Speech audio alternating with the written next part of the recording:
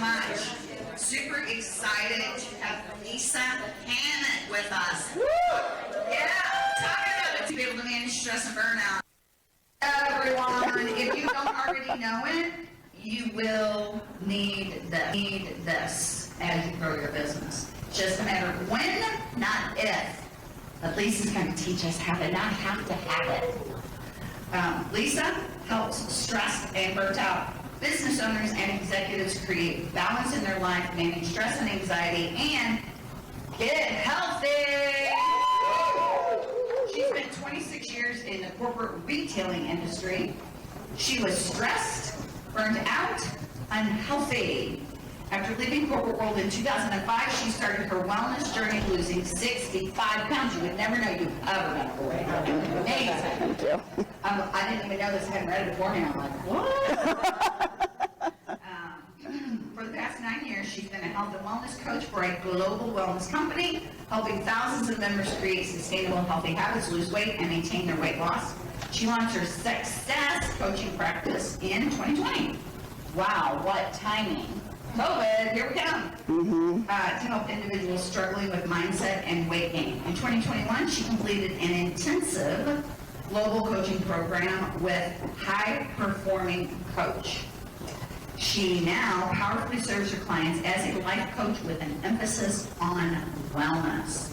So help me welcome Lisa Hammett. Thank you, my dear. Thank you. Thank you so much. All right, can you hear me? Yeah. Hello, beautiful people. So exciting to see everybody. It's so different up here. It's awesome. I love it. Now I know why Kathy just goes on and on and on. It's super fun. I love it. I love it. No, it's great to be here. And I know you're looking at this picture, I can imagine, and you're seeing the words stress and burnout, and you're going, what a way to buzzkill this conference, right? Because it has just been amazing, and I'm so privileged to be here with y'all. And I love all this happy energy. It's really great. Sean alluded to this yesterday, that you are in this awesome bubble right now.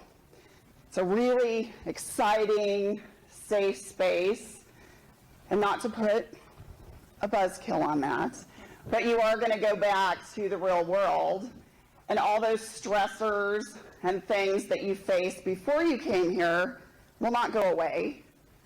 The good news is you are more prepared to manage those in a lot of cases, and you've learned a lot, but the stress doesn't go away, and it doesn't matter what part of your life you're in. So Kathy told a little bit about my background. So when I say I had burnout, I hit a wall. And I don't know if you've ever been in that situation, but I literally hit a wall. I couldn't function. My brain felt dead. And physically, I was at my unhealthiest. It was not a good situation. And I reached a point where I can't do this anymore. And I heard what Julie Tremblay said about her husband and how supportive he's been. And I completely resonated with what you had said. It's the same thing. My husband's like, I don't care what you do. Would you just please get out of the crap hole? I'll be more polite, but that you were in. And I did, and I left it, and I took a leap of faith, and I actually went into the direct selling world for 16 years. And during that time, I developed a love for coaching and really started to learn the value of self-worth. How important is that, right?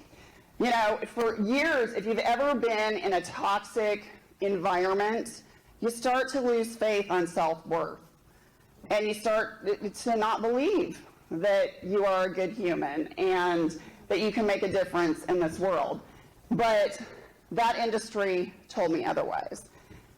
And I did go through my own wellness journey, and yes, I did lose a lot of weight, and I have helped a lot of people.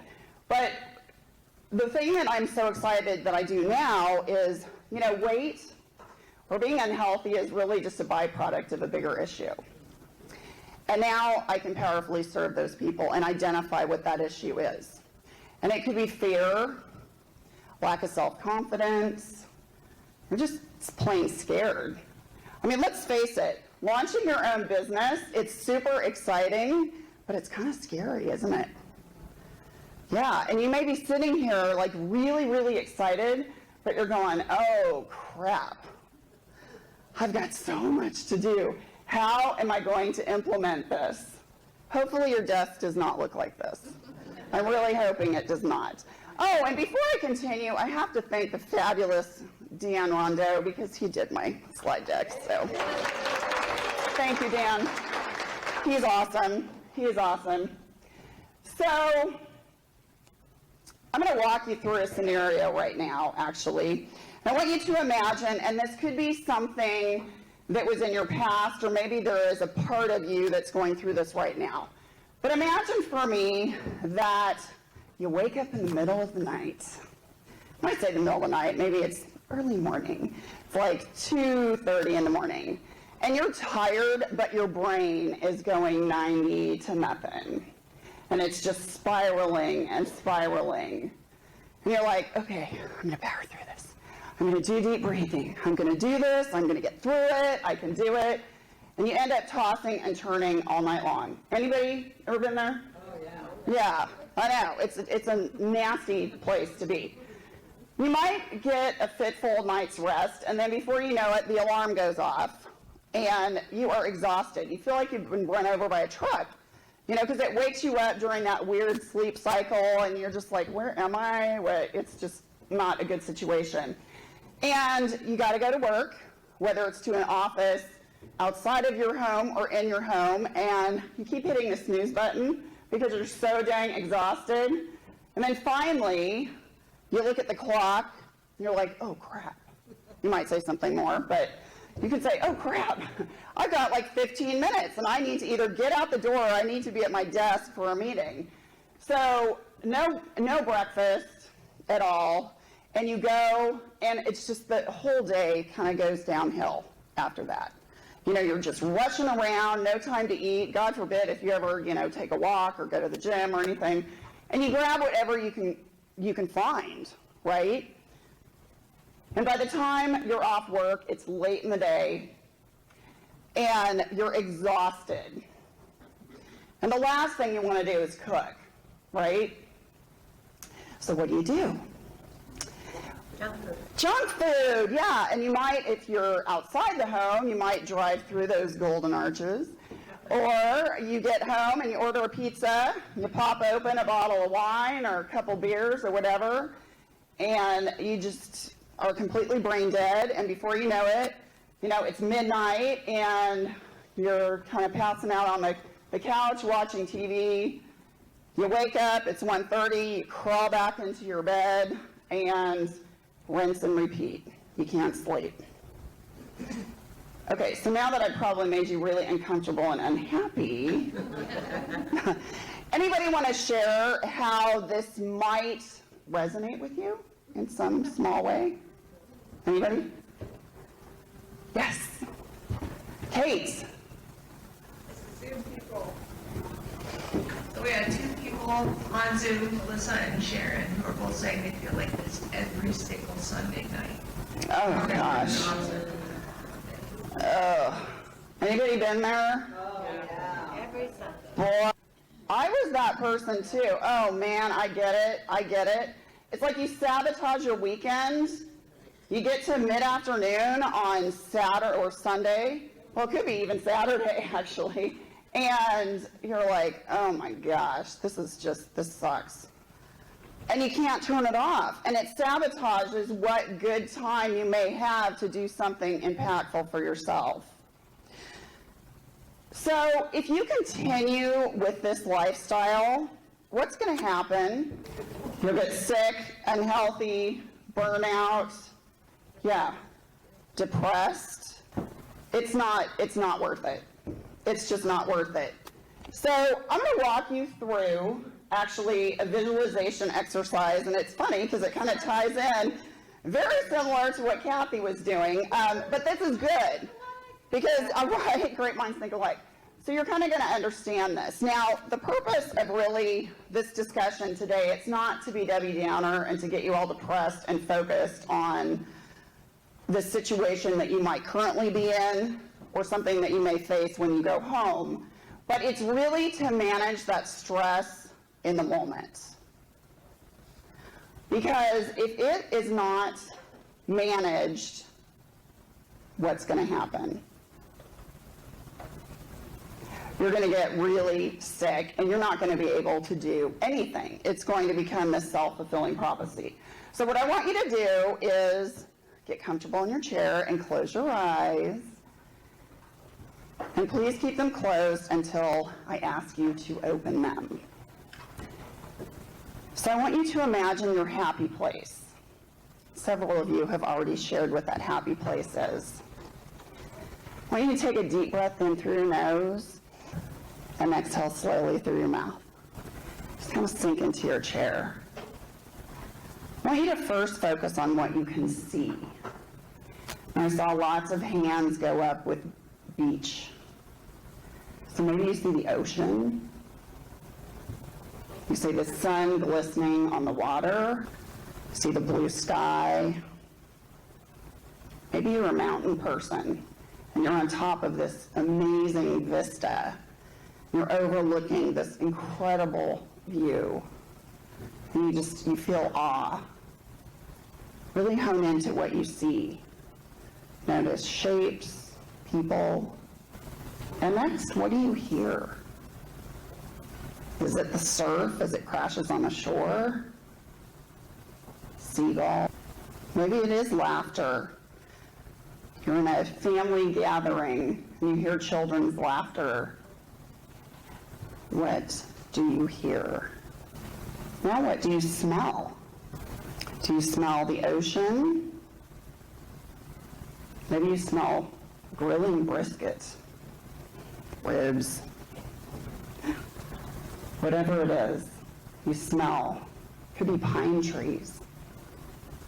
Really just soak it in. Take a deep breath. And now how do you feel? Do you feel like empowered and on top of the world and just in awe and overwhelm? Or do you feel just relaxed, almost like you're sinking into soft, warm sand? You feel comforted. Okay, you can slowly open your eyes. How do you feel? Anybody? Great. Describe. Relaxed, refreshed, peaceful, calm. I love that. And you know, that took like 2 minutes, maybe 2-3 minutes at the most. So if you are experiencing a lot of stress throughout your day, how could this type of visualization exercise help? What might it do? Taking the focus off that problem and all the immediate, right there, all the things that are going on. Absolutely. And that's the thing, our brains are super powerful, and it doesn't take a lot to redirect them. I'm not going to say that the stress is totally going to go away, but it's just a redirection, and it's focusing on that positive. So that's a technique that you can use. We talked about that. So we'll talk about that in a minute. So what you think about obviously impacts your stress level, but what you eat actually does too. And did you know that when you are very, very stressed, your body goes into an overproduction of cortisol? Yes. Yes. And cortisol, in moderation, is not a terrible thing, but when it goes into overdrive, it causes weight gain. Oh, how fun is that? And it also causes cravings for high-fat, high-calorie food. So it's kind of that double whammy, right? It's like you're going to gain weight, and then you're going to crave all the things that could cause you to gain more weight. Not a great thing. Plus, when you're super stressed and you're tired and you're grabbing something, describe for me the types of things that you might grab. Chocolate! What was that? Whataburger, yes. Whataburger's good. What else? Chips. Chips. Cookies. You're like, dang it, you're making me hungry. Yes, you do. You crave that. And why do you crave that kind of food? Not just because of the cortisol in your body, but why? What's another reason? Comfort, absolutely. You want that comfort, but you also want quick energy, right? And high fat, high sugary, caffeinated food is what's going to give you quick energy. Now, I'm not going to sit here and tell you if you're stressed, don't eat or drink any of that. Because how do you feel when someone tells you you can't do something? You're like, don't tell me what I can and cannot do. I'm going to do whatever the heck I want. So don't play those mind games with yourself. I am not a proponent of elimination, starvation, deprivation. You know, and in times of stress, if you want a piece of chocolate, have a piece of chocolate. It's fine. But don't dive headfirst into a mountain of chocolate and let it bury you. So there is a difference. Because what happens when you eat a bunch of sugar and processed foods? What eventually happens to your body? You do. You crash, so it's not helping the situation, right? And alcohol. Who likes an adult beverage now and again? If you don't, that's great. But if you do, there's nothing wrong with that. It's fine. It's again, it's not an effective way to manage stress. Because actually, alcohol is a depressant. So if you're already really stressed and kind of depressed, it's going to exacerbate the problem, and you don't want that to continue. So again, limiting it. One of the best things that you can do is drink a ton of water. We hear that all the time. And water just doesn't make you look pretty and hydrate you and keep you regulated, but it actually helps your brain function better. It helps your whole body function better. So water's important. And if you can, try to stick to natural sugars. All right, activity. How many of you like to be active, or is that a bad word? Some, like, I don't know if I should raise my hand. People might look at me funny. Okay, if you like activity, that's fantastic. Now, I'm going to ask you a trick question. What is the best type of activity? The one that you'll do. The one that you'll do. I love that. Yeah, walking is very beneficial. Absolutely. So what? Somebody said something over here. The one that gets you moving. Yes, which is in essence what you'll do. So there are benefits to all sorts of activity, but bottom line, you have to enjoy it. And if you don't like it, you're not going to do it. How many of y'all have a gym membership or had a gym membership at one time and never go? Wow, you're raising your hands. I'm impressed. Allie's like, yeah. Yes. So you might feel like you should go because you're paying into a gym membership, right? But for whatever reason, you're not going and you don't particularly love it. So by saying I should go to the gym, you're probably not going to. I'm just being real here. So activity is really something that you enjoy. And in regards to stress, just get up and move. How many of y'all sit for long periods of time? Did you know that it's actually more beneficial for you to get up throughout the day than to actually have an hour workout first thing in the morning and then sit on your butt the rest of the day? Do you know that? Yeah, our bodies are designed to move. And when we sit too long, your organs start to fail. I know that's a really harsh reality. You're like, boy, she is just really bringing down the room here. But I'm trying to make a point here that they do. And I mean, think about it, without getting too thoughtful, but digestion. You know, if you sit for long periods of time, do you ever notice digestion might change a little? Oh, yeah. It can. That is your digestive system shutting down. It's an example. I know, it's gross to think about. But, so get up and move.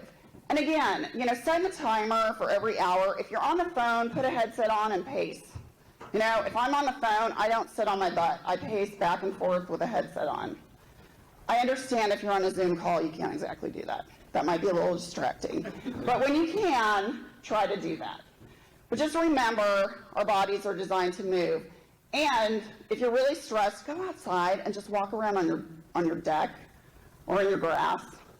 You know, actually moving your body and being in natural light is a natural mood elevator. So, one of my favorite topics. I could talk about this forever. Setting healthy boundaries. Do we have any people pleasers in the room? Yes. So I like to call myself a recovering hyperachiever and people pleaser. Tell you a little backstory of where I got there. So my mother was bipolar. And growing up, it was challenging because there were times when she was in a mood, and again, when I was growing up, I didn't really understand it, but she would be in a mood and she would just shut me out.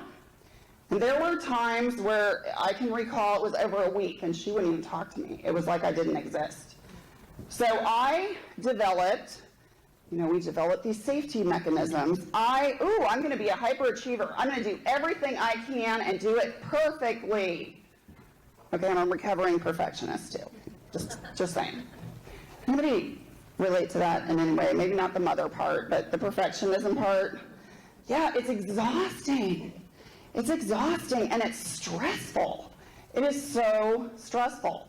And if that is not dealt with, over time, it manifests in really funky ways. Funky ways. So as I got older, I had a really hard time saying no. Sure, I'll do it. I'm like, how in God's name am I going to do this? I had no idea. I had no time. Ever find yourself saying yes to something and you're like, why did I do that? But you said it anyways? You got to stop. And it's hard, especially if those closest to you know that you always say yes. It is hard. It can be hard. But you have got to do it for your mental health. And this is one of the best things that you can do to reduce your stress load, is to set healthy boundaries. It's a form of self-care.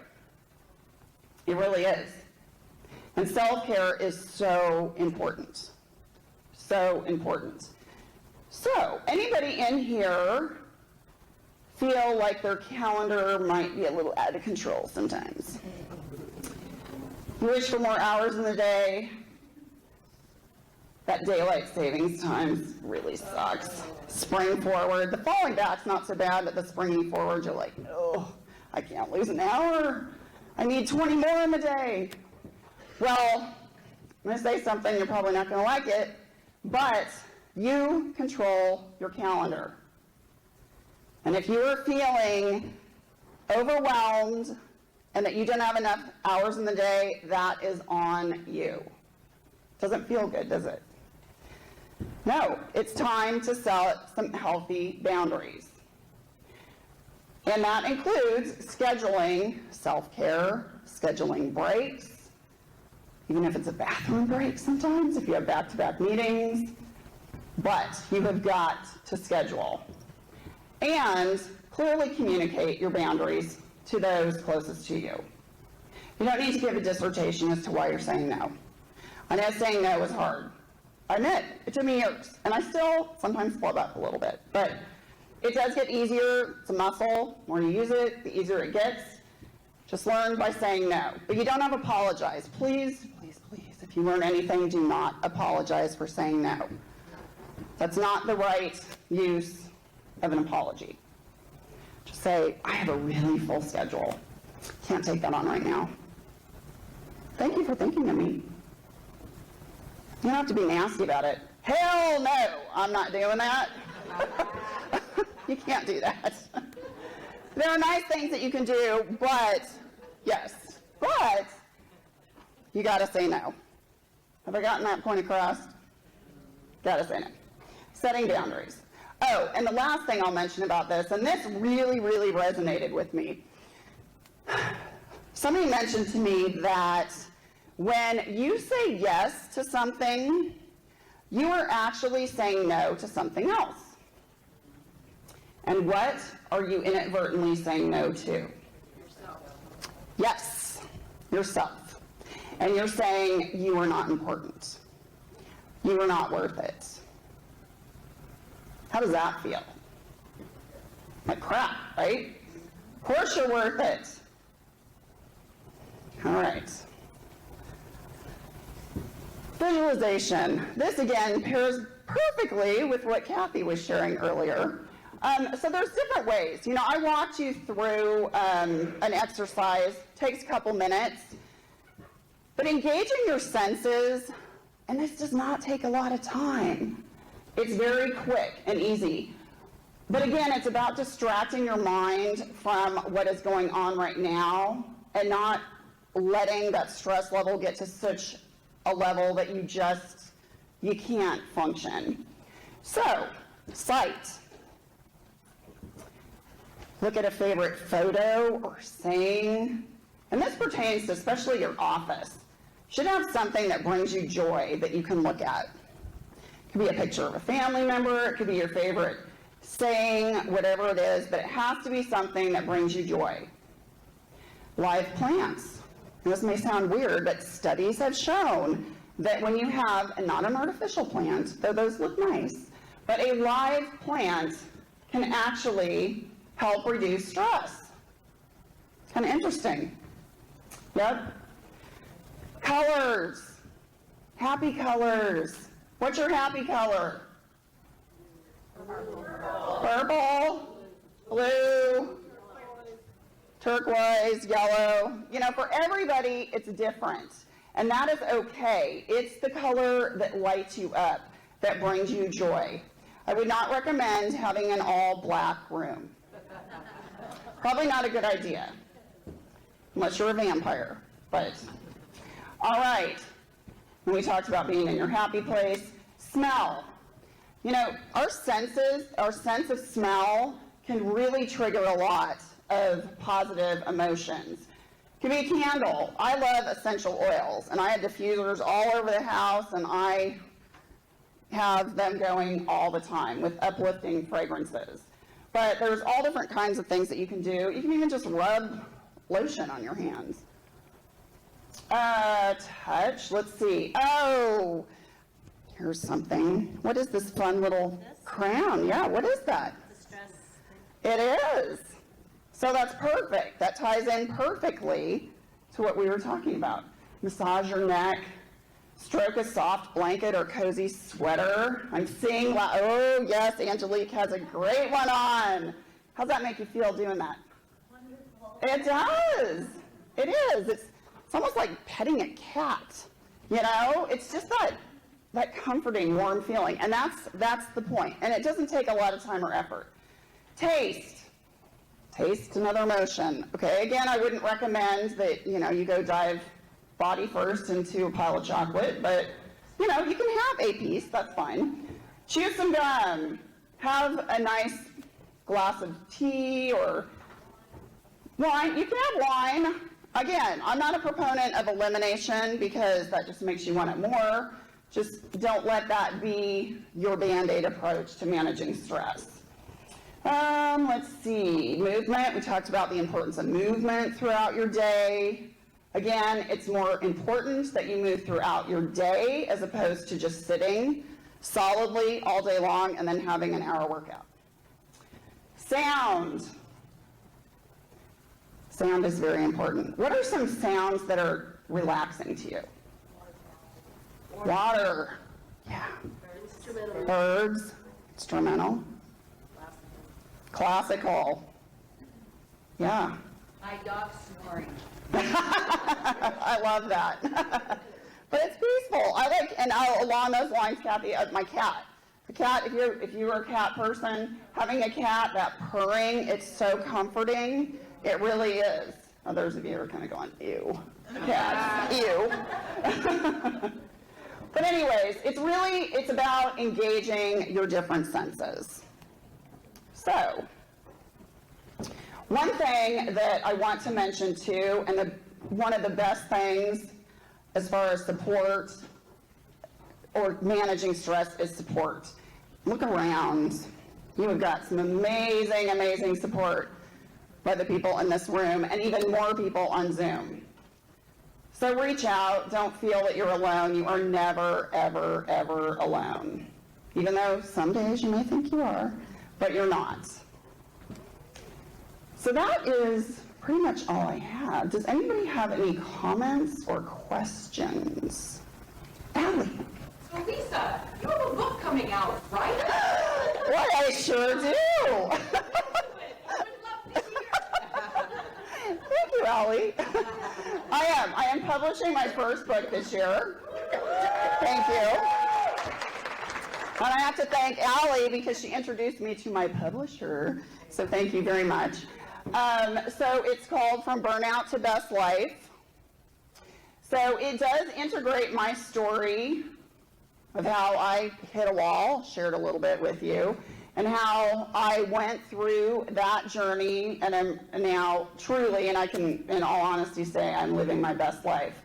But I share a lot of tips on if you're in that headspace and you're like, God, I don't know how to get out of this. I really don't. I can take you to where you can really start thinking about a vision. And how do you align that with your values and your strengths and your passions? How do you get your why aligned with that? You know, goal achievement, habit formation, huge mindset piece of it. And then obviously what you put in your body and how you move your body. So it is really a journey to health and happiness. So the ebook is going to come out sometime in the summer, and in the fall, the actual printed copy will come out. So I have, thanks to Dan, you can actually be added to my email list if you are interested, and I'll share, information about release dates, and I'm going to have a virtual book signing and an in-person book signing. So that's one way that you can get in touch. I'm on all kinds of social media. LinkedIn is my primary, but I spend a lot of time, oops. You're done. Oopsie. I guess I'm done. We can hear you. Okay. Well, I spend a lot of time on LinkedIn, but I'm also on Facebook. I am on YouTube, but I have opportunity in that area. And I'm on Instagram. So, any questions or comments? How much time? Are we out of time? No, we're good. Oh, good. Okay. Anybody? Yes. Kate. Okay. Those are my tags, by the way. So Amy Lynn is asking, what are some great exercises for people who cannot walk for exercising in their chairs? Oh, that's a really, really good question. Oh, do you have an answer, Hillary? I have like a standing desk converter, Yes.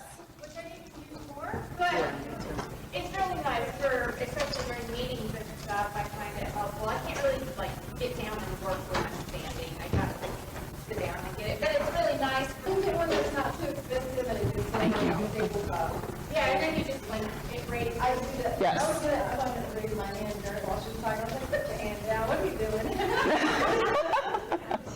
Yeah, I'll sit for a little while and then I'm like, and also, if you have access to, I'm glad that I could finally do that in Texas again, so, yeah, jogging a little bit's fun. It is fun. Resistance bands are good too if, walking or, other things. Resistance bands that can just help you stretch, that's really helpful, and those are cheap. You can get them for cheap on Amazon. So, somebody else have a question? Comment? Did I miss something? Yes. There's a really good app for, it says it's for people over 50, but it's also for people who can't do a lot of standing and walking. And I need to find what it is because I downloaded it recently. Well, there's a couple of YouTube coaches. But it's all about exercises you can do while sitting because you can't put weight on your knee. Since I have the bad knee, wow, that would be interesting. So Absolutely. And I actually had a knee replacement last year, so I understand the bad knees. And cycling, if you can get on a bike, even if it's a cheapo resistance bike, that is really, really helpful as well. But stretching, a lot of times we think stretching doesn't really do that much. Stretching can do a lot. So if it's hard to walk or, move, simple stretches can help as well. So what else? Yes. I've got some energy again now. Go, Dan, go. You reminded me, because I was in a car accident on March the 1st, and I ended up in the ER that night, even though it was a really, not really a big accident. My back was killing me for weeks, until a week or so ago, and I started doing the back stretches they told me to do. That made all the difference, because when I went to go see the guy about my spine, he's like, your spine is just a little bit straight, I don't see anything else wrong with it, but we could do an MRI. But after doing the exercises, it really helps. I didn't need to do that at all. It really helped. Yeah, that's a great point. Did you know that most of your back and neck issues result from your hips? Your hips are too tight. So if you lay on your back and if you can, move your knees over to one side at a time, it's kind of hard to demonstrate up here, but imagine you're laying on your back. And then you shift, your bottom part, and try to put your knees on the ground if you can. Sometimes that's hard to do, but that simple stretch will open up your hips, and oftentimes, our back goes out, or we get weird sciatica issues, and it's because our hips are really tight. Chiropractic care is great too. I love it. Yeah, it's the best. Best. One more comment on that. Sitting on a ball chair can help to Yes. engage your core. You can't do it all day. I don't recommend doing it all day. And then the other thing is for sounds. It's best to listen to with earphones on, but listening to certain frequencies. Thank you. I couldn't get the word.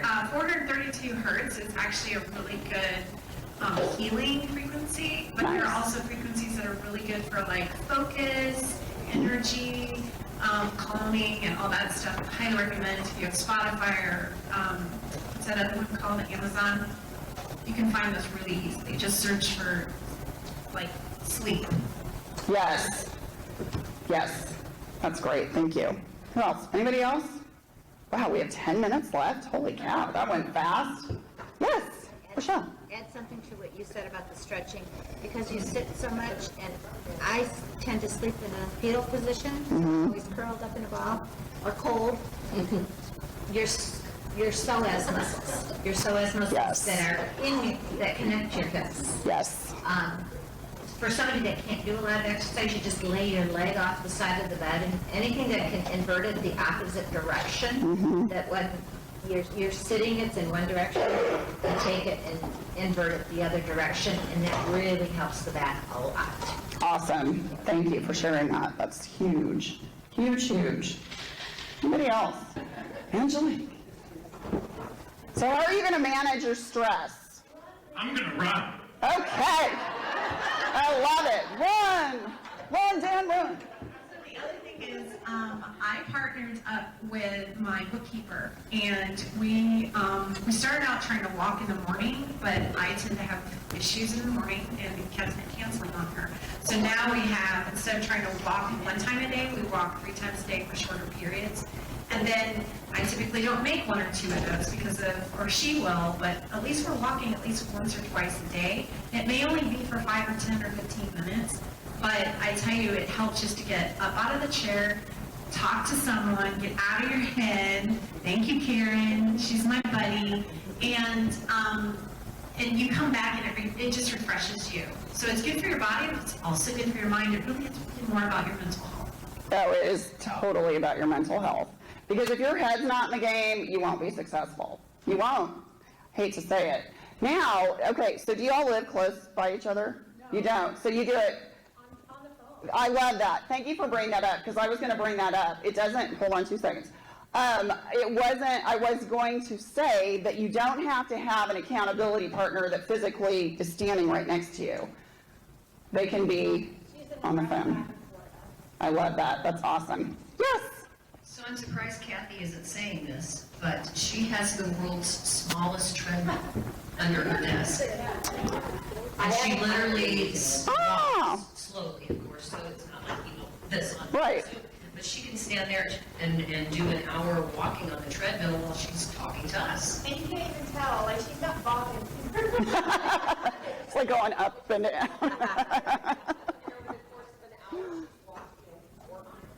Nice. I love that. Yes, Carrie. So after my knee replacement, my physical therapist recommended an under the desk elliptical where I can sit in my chair and be moving the joints, but it's not weight bearing, and so it's really helping with the recovery of my knees. Awesome. I love that. Love that. Anybody else? Yes. Arnie. So currently I'm in a factory. Sucks. Pays bills. Anyway, due to my height, I work with a Japanese company. Everything is real low. So I'm constantly hunched over and looking down. So, needless to say, my shoulders, neck. I used to go to the chiropractor 2-3 times a week. I know. A lot of times I feel like pinched nerves or whatever.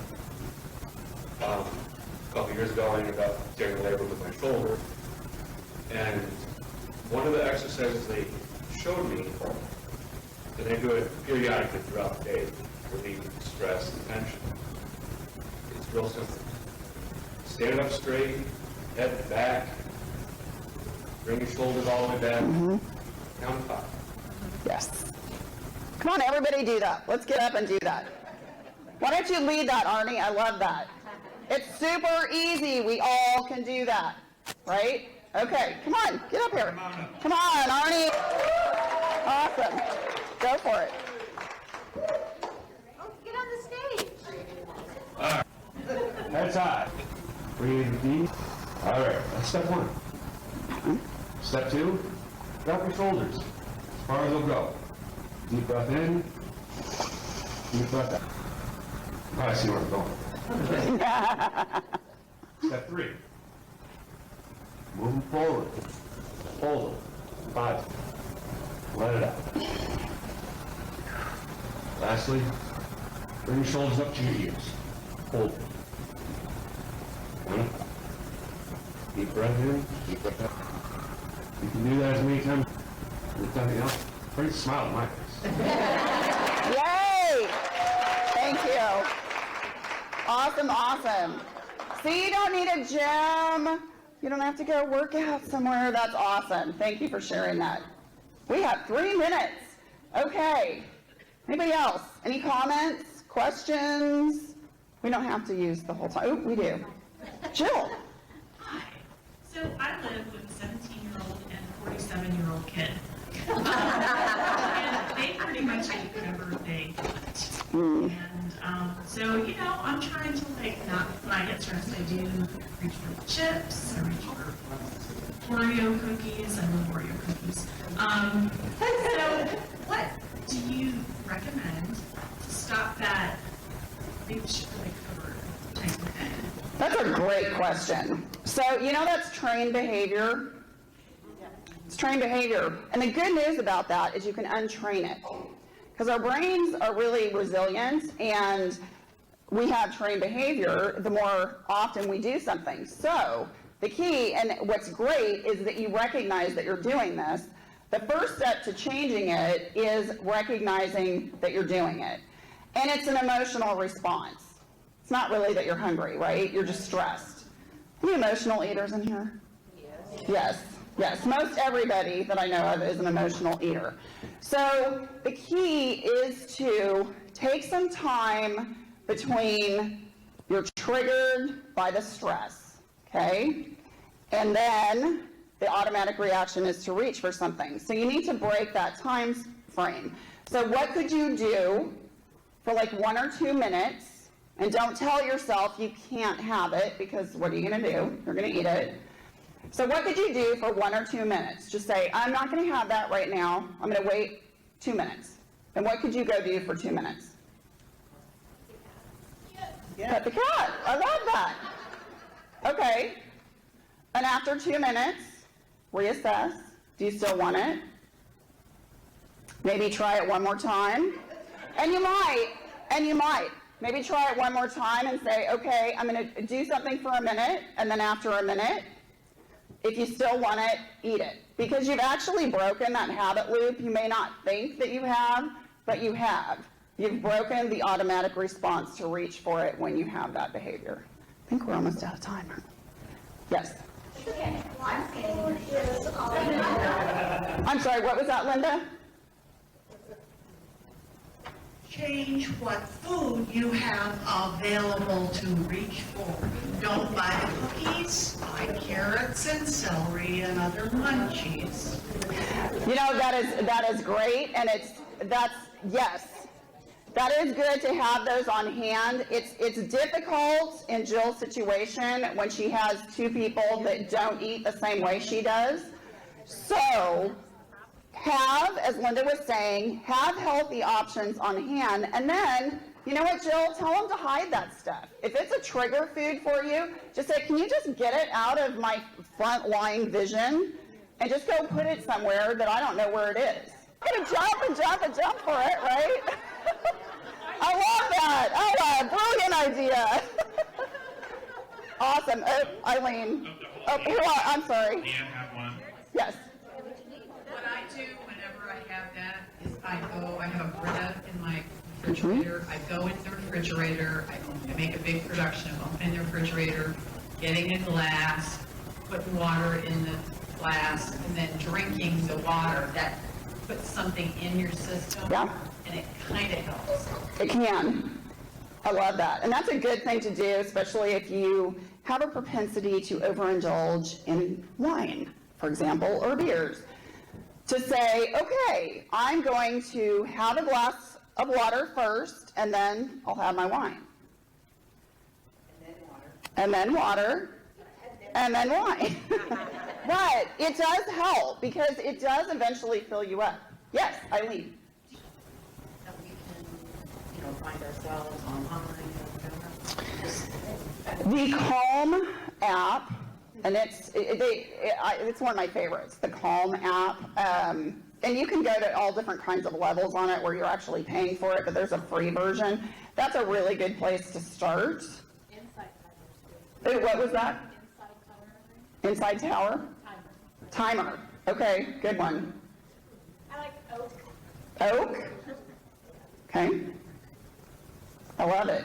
I'm sorry, I'm gonna go back to the water for just a second. Cut me off. We're suggesting for her to drink water, and I get a certain amount of water a day usually. I did that because I didn't want to have to be running out of here every hour. But I try to get at least 4 liters a day. So if I haven't drank water and I get some kind of craving, I'm like, I need to finish this liter first. Yeah. Great If I practice. finish that, if I still want something, and usually I don't, then I'm good. I love that. Excellent, excellent. Anybody else? Okay, I think we're done. Dan? Right? Okay, all right, I got you. Oops. Is that it? Okay. Well, thank you all so much. Y'all were amazing. And Arnie, thank you for that. That was amazing. And thank you. Okay. I don't know what. 1, 2. All right. This is how I drink water. 1. Here's the click. Right? Right. Thank you so much. Oh, you're so welcome. That was excellent. Oh, thank you. So thank you, Lisa. Thank you. Josh, what did you hold up your water? Yes. Woo!